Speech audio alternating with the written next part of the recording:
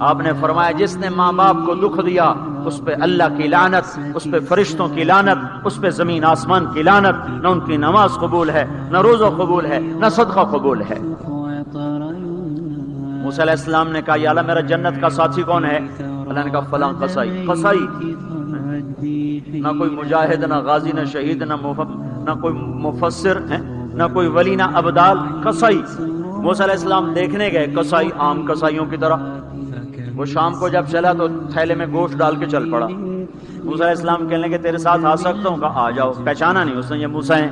وہ گھر گیا، اس نے روٹی بنائی، ہانڈی چڑھا دی، آٹا گوندنے بیٹھا، روٹی تیار کی، سالن تیار کیا، تھالی میں رکھا۔ ایک عورت ایسے لیٹی پڑی تھی روئی کی گالی کی طرح، اس کو اٹھا کے کندھے کا آسرا دیا اور نوالے بنا کے اس کو کھلاتا رہا۔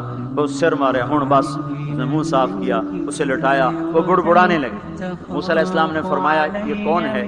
کہا یہ میری اماں ہے، میں صبح اس کے سارے کام کر کے جاتا ہوں، پھر شام کو آ کر پہلے اس کی خدمت کرتا ہوں۔ اپنی بیوی سے کہو نہیں آخر میرے پیچھے میری ماں نے روٹی کھوا دی، جیسے ہمارا رواج ہے۔